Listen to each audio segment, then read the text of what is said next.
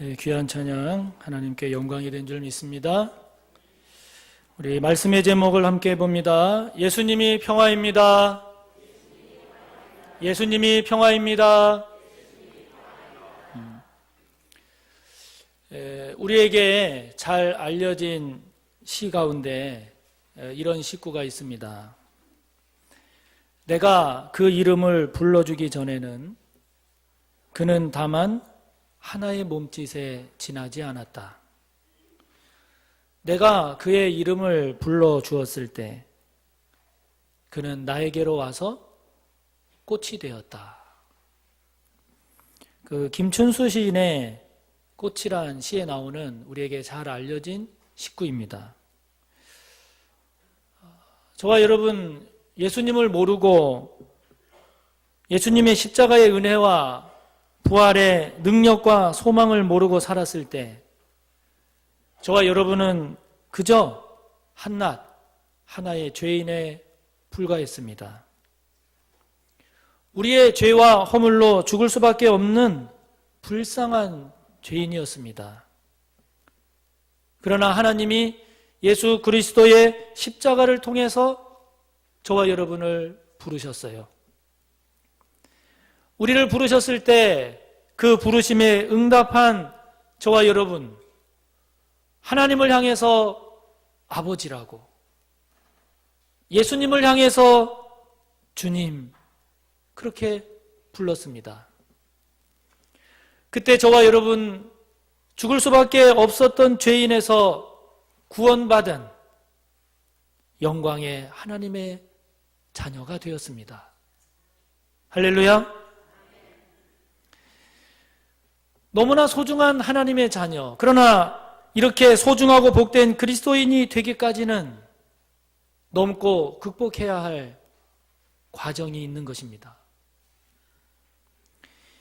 제가 늦게 하나님의 부르심을 받았을 때 그때는 제가 이제 회사를 그만두고 나와서 이제 사법시험을 쳤는데 커트라인에서 한 문제 부족하게 불합격이 됐어요. 그런데 그 해에 그 사법시험 문제에 오류가 있다 그래서 아주 많은 사람들이 소송을 내서 이의 제기를 해서 구제받기도 했던 그 해입니다. 그래서 그때 저도 이제 여러 사람들하고 집단 소송에 참여를 해서 이제 재판에 기류를 했는데, 그래서 이제 이의 제기를 통해서 한 문제라도 만약에 제가 더 맞으면 이제 1차 합격이 되는 거예요. 그런데 뜻하지 않게 주님의 부르심을 받게 되고 열흘 동안 철야를 하면서 기도하면서 씨름한 끝에 모든 것을 다 내려놓고 순종하고 신학대학원에 지원을 하게 됐습니다. 면접 때 교수님이 질문을 하시더라고요. 만약에 이의 제기 중에 잘 돼서 합격 통지가 오면 어떻게 할 거냐고. 그래서 그때 분명히 말씀을 드렸습니다. 아닙니다, 교수님. 이제는 제가 걸어가는 이 길이 제가 가야 할 길이기에 다시는 공부하러 가지 않습니다. 그리고는 가지 않았고 소송에 더 이상 관여를 하지 않았어요. 주님께서 처음 부르심의 감동이 왔을 때 마음이 평안한 게 아니고요, 너무 두렵고 너무 불안하고 너무 긴장이 되고 너무 갈등이 심했어요. 그러나 그 고비를 넘게 되니까 주님의 인도하심과 하나님이 함께 하신다 하는 그 은혜에 순종하기로 고백을 하고 일어났을 때, 여러분, 그때 제 안에 흐르는 감사, 제 안에 흐르는 평강, 그것 또한 말로 표현하기가 어려우리만큼 넘쳤습니다. 예수님은 오늘 이렇게 말씀하십니다. 우리 34절을 함께 읽습니다. 내가 세상에 화평을 주러 온 줄로 생각하지 말라. 화평이 아니요 검을 주러 왔다. 밑에 난해주를 보면 검을 주러가 던지러예요. 그러니까 검을 던지러 오셨다는 거예요. 우리가 알기로 예수님은 이 세상에 평강의 왕으로, 평화의 왕으로, 화해의 왕, 화평의 왕으로 오셨어요. 그런데 오늘 예수님은 이 세상에 오신 것이 화평, 평강, 평화, 평안, 이것이 아니라는 거예요. 예수님이 오신 것은 검, 다시 말하면 분쟁, 다툼, 불화, 긴장, 충돌을 주러, 그것을 던지러 이 세상에 오셨다는 거예요. 여러분, 그 말이 이해가 되십니까? 그런데 이 말씀을 가만히 저의 그동안의 삶의 여정을 보면 맞는 거예요. 정말 맞는 거예요. 저를 주의 종으로 부르시는데 평안하고 기쁜 것이 아니라 두렵고 떨렸습니다. 긴장되고 불안했습니다. 주님께서 제 마음에 검을 던지신 거예요. 그런데 그 문제를 가지고 씨름하고, 그래서 마침내 주님과의 관계가 정리가 되고 회복이 되니까 그때 평화가 오는 거예요. 그때 오는 평화, 그때 오는 평화는 그 이전과는 비교할 수 없는 깊은 평화예요.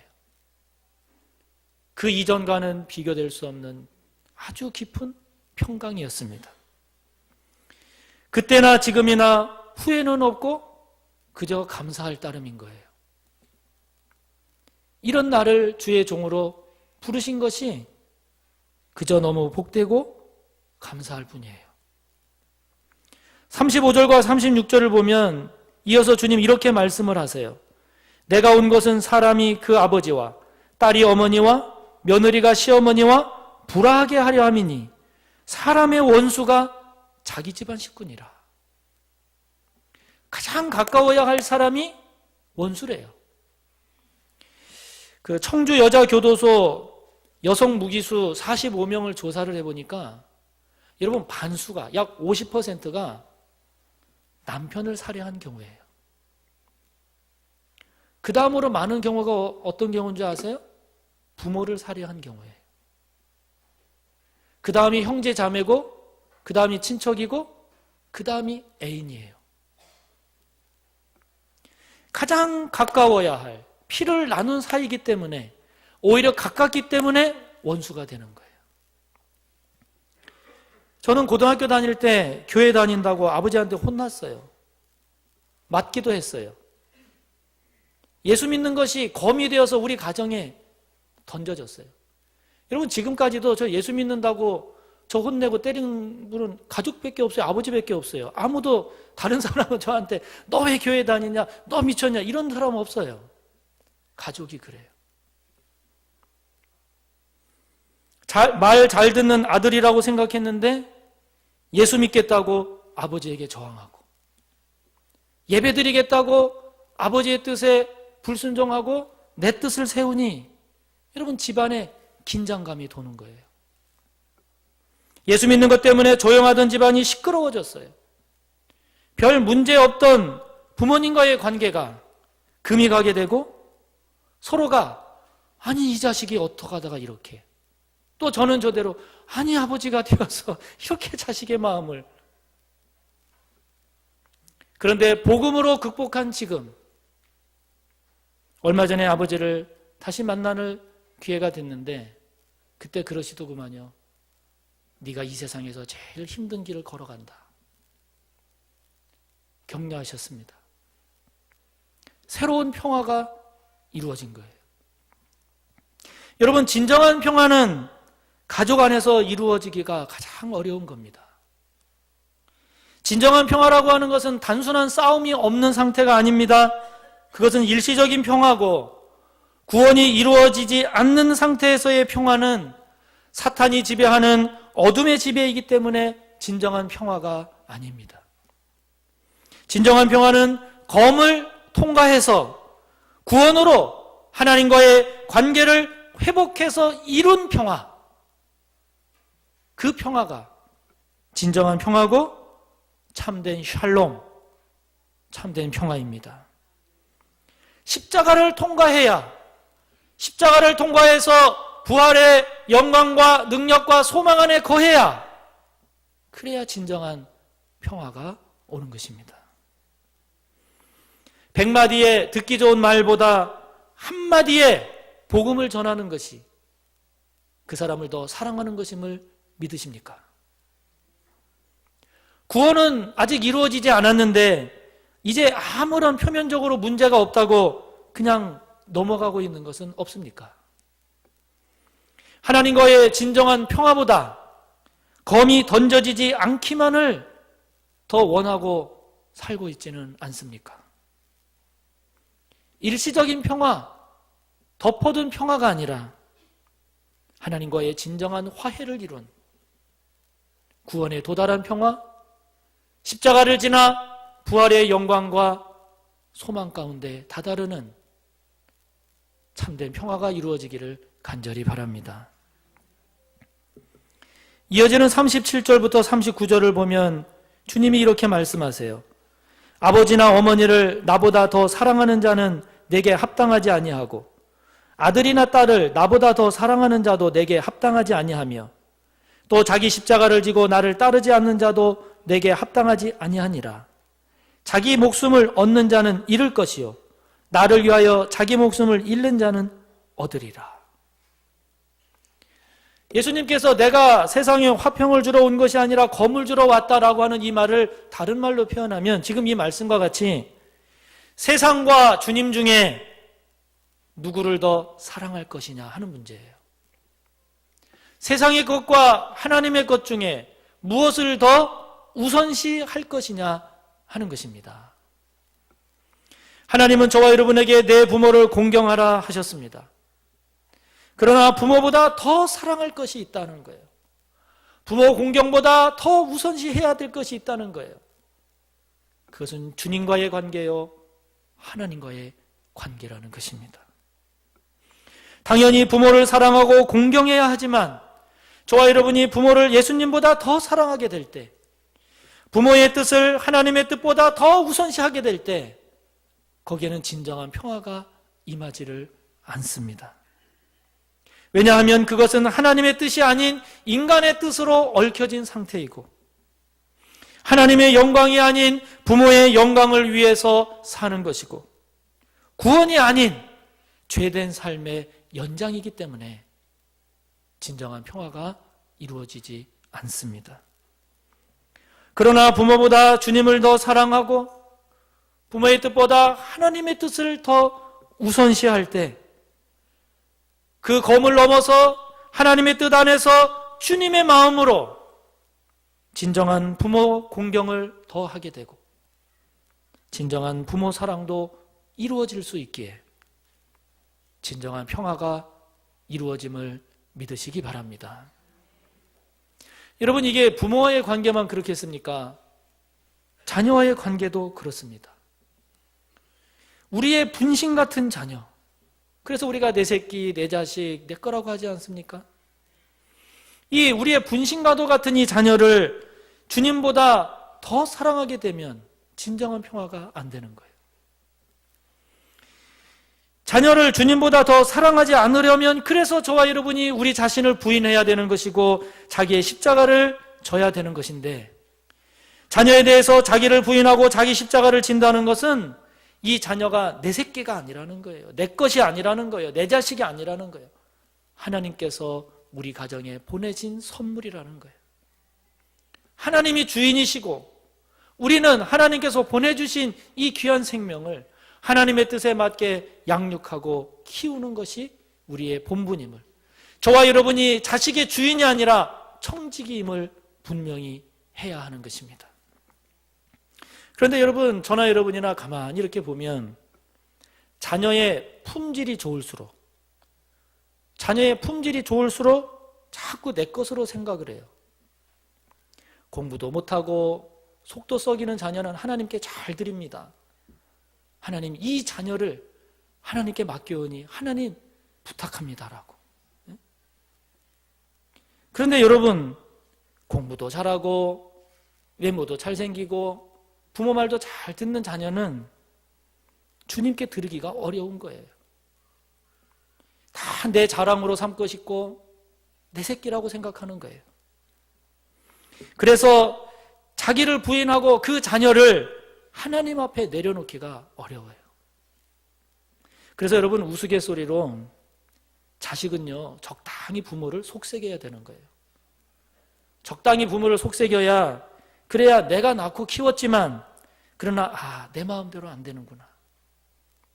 자녀가 내 말을 안 듣고 속을 썩이는 것을 통해서 내가 이렇게 잘못했구나. 내 죄를 보게 되는 거예요. 속 썩이는 자식을 보면서 내가 할 수 있는 게 이렇게 부족하구나. 내 무력감을 보면서 주님 앞에 내 자신을 부인하고 자식을 하나님 앞에 내려놓게 되는 것입니다. 이처럼 자기를 부인하지 못하고 자기 것인 양 자기가 주인이 되는 사람은 오늘 주님이 누구라고 말씀하시느냐? 그가 자기를 위하여 목숨을 얻는 자라고 말씀하세요. 여러분, 그러나 그 삶에는 구원이 없습니다. 하나님과의 관계 회복도 없습니다. 마침내 마지막에 가서는 참된 자기도 발견하지 못하게 되는 삶이 되고 말아서 결국 잃는다라고 말씀을 하세요. 반대로 자기를 부인하고 주님을 더 우선시하고 하나님의 주인 되심을 인정해서 구원을 위해서 사는 자는 예수님을 위하여 자기 목숨을 잃는 자인데, 그는 오히려 참된 자기 자신도 발견하게 되고 하나님과의 관계도 회복이 되어서 평화를 누리게 된다고 말씀하십니다. 사랑하는 성도 여러분, 주님보다 더 사랑하는 것은 무엇입니까? 저와 여러분이 주님보다 더 우선시하며 살고 있는 것은 무엇입니까? 주님을 믿노라 하면서도 주님보다 더 집착하고 있는 것, 주님보다 더 놓지 못하고 있는 것은 무엇입니까? 자기 목숨을 얻으려고 하다가 잃어버리는 삶이 되지 말고 주님을 위하여 자기 목숨을 잃었기에 오히려 참된 삶을 얻는 복된 저와 여러분이 꼭 되시기를 바랍니다.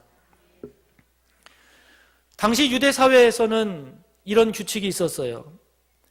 어떤 사람으로부터 정당하게 권한을 위임받은 사람은 그 권한을 위임한 자와 같다. 그래서 주님이 40절에 말씀을 하시는 겁니다. 40절을 보면 너희들, 즉 예수님의 제자들을 영접하는 자는 나를, 즉 예수님을 영접하는 것이고, 예수님을 영접하는 자는 나를 보내시니 곧 하나님을 영접하는 것이다 라고 말씀을 하신 거예요. 이처럼 저와 여러분이 주님을 우선시하고 주님을 더 사랑해서 하나님과의 관계를 회복함으로써 구원을 향한, 구원에 초점을 맞추는 삶을 살면 저와 여러분은 진정으로 주님을 위해서 헌신하고 충성하는 자가 누구인지가 이제 눈에 보이게 될 것입니다. 그리고 그를 영접하고 그를 섬기는 것이 사람에게가 아니라 주님을 향한 것임도 깨닫게 될 것입니다. 누구를 위해서 무엇을 어떻게 하며 사는 것이 주님을 기쁘시게 하는 것인지도 알아가게 될 것입니다. 어느 여자 성도님의 간증이 소개된 것을 보니까 이분이 안 믿는 집안에 들어가서 죽어지고 그 집안에 썩어지는 것도 선교다, 이런 생각을 가지고 안 믿는 집안에, 그렇지만 아주 유능한 국제 변호사와 결혼을 한 거예요. 이 여자 성도님이 미신을 믿는 시댁에서 14대 종손으로 자란 이 남편이 결혼하고서부터 계속 이 여자 성도님을 구박하고 때리고 폭행하고 그러는 거예요. 딸을 둘을 낳았대요. 여러분, 지금은 상상도 못하는 거지만 딸 둘 낳았다고 때렸대요. 지금은 아들 둘 낳으면 맞을래나요? 딸 둘을 낳았다고 그렇게 구박을 하고 때리고 그 딸 둘도 그렇게 아주 못되게 다뤘대요. 너무너무 힘든 가시밭길을 걸었기 때문에 기억 상실증이 오고 우울증이 오고 끊임없이 요구하는 이혼 요구에 너무너무 감당하기 힘든 삶의 시간을 보낸 거예요. 그러다가 어렵게 전도가 되어서 교회를 왔는데 모든 게 다 자기를 위한 말씀이더래요. 나병 환자의 말씀이 선포되면 자기가 나병 환자 같고, 눈먼 자 선포되는 말씀을 들으면 자기가 눈먼 사람인 것 같고, 다 자기를 위한 말씀인 것 같더래요. 말씀이 귀에 들리기 시작했어요. 예배를 통한 은혜가 회복이 됐어요. 그래서 소그룹에 들어갔어요. 소그룹에 들어가서 말하기가 조심스러운데 너도 나도 다 자기 얘기를 하니까 자기도 얘기를 한 거예요. 내가 이렇게 남편에게 맞았다고. 그때 옆에 있던 분이 나도 그렇게 맞았다고. 그러니까 또 이 양반이 내가 이렇게 저렇게 해서 이혼을 했다고 참 부끄럽다고. 그랬더니 또 다른 분이 나도 이혼을 했다고. 내가 지금 이래저래 해서 우울증 약을 먹고 있다고. 그랬더니 그 어떤 분이 나도 지금 치료를 받고 있다고. 이분이 그 소그룹 안에서 그런 나눔과 성도들의 돌봄을 통해서 심령이 많이 회복이 된 거예요. 회복이 되니까 자기의 삶을 말씀으로 보게 되는 거예요. 말씀으로 해석을 하게 되니까 내가 지금까지 다 당하고 나만 피해자였구나라고 하던 그런 생각에서 하나님께서 나에게 구원의 길로 이끄시기 위해서 이렇게 인도하셨구나 생각하게 되니까 자기 마음에 치유와 회복이 일어나고 하나님과의 관계가 회복이 되니 이렇게 평강이 넘칠 수가 없다라고 간증하더라고요. 사랑하는 성도 여러분, 구원을 향해 가기에 지금 갈등과 고민과 불화와 긴장과 충돌 가운데 있습니까? 참된 평화의 주인공이 되시기를 축복합니다. 진정한 사랑은 구원에 이르게 하는 것임을 저와 여러분이 믿고 죄와 세상을 말씀으로 저와 여러분 이기기를 바라고 사탄을 이기고 죄를 이기신 주님과 함께 아름답게 승리하여 진정한 평화, 참된 평강을 누리며 사는 우리 모두가 꼭 되기를 간절히 바랍니다. 주님, 우리에게 검을 던지러 오신 주님, 그 검을 통과하여 진정한 평화의 주인공이 되기를 원합니다. 주님을 더욱 깊이 사랑할 수 있게 하여 주시고 하나님의 뜻을 가장 소중히 여기게 하여 주셔서 죄와 세상을 말씀으로 이기게 하여 주시고 주님과의 하나님과의 온전한 관계가 회복되므로 진정한 평화, 참된 평강 누리게 하여 주시옵소서. 예수님의 이름으로 기도하옵나이다.